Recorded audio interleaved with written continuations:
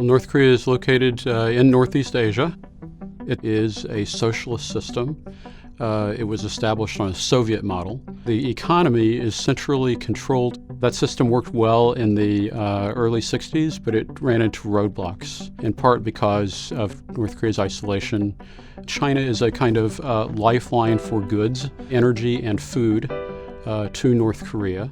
And North Korea is reported to have as much as 1/4 of its GDP devoted to the military. North Korea is estimated to have enough material to build 10 to 16 nuclear weapons in 2016. They've also been trying to develop a nuclear bomb small enough that it could fit onto a missile. In other words, they're trying to expand their ability to deliver a nuclear weapon to a neighboring country, or in the long term, possibly even to the United States. The U.S. North Korea relationship may be the most enduring hostile relationship that the United States has had with any country in the world. Arguably, the origins of the nuclear program in North Korea go back to the 1960s. It didn't really become of concern on the part of the U.S. until the late 1980s, at which time a nuclear reactor was detected by satellites. The U.S. began to focus on what could be done in order to stop North Korea from pursuing further nuclear development.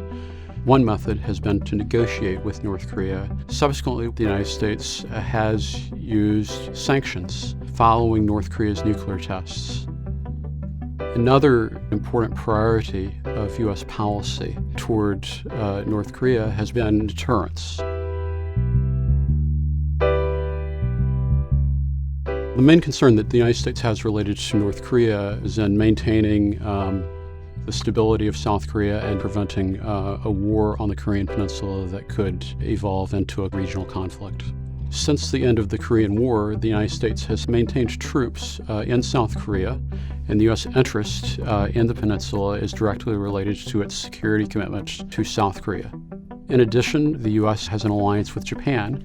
Another U.S. interest is the fact that the North Korean regime is probably the worst human rights violator in the world. China is the country that North Korea is most dependent on, but its views about the desired end state on the Korean Peninsula are different from those of the United States and South Korea.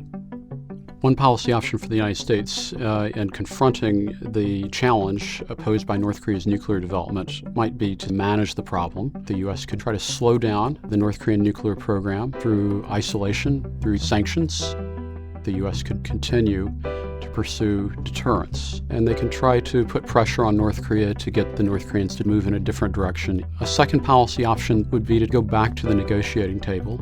Another policy option might be a preventive strike against North Korea's nuclear program.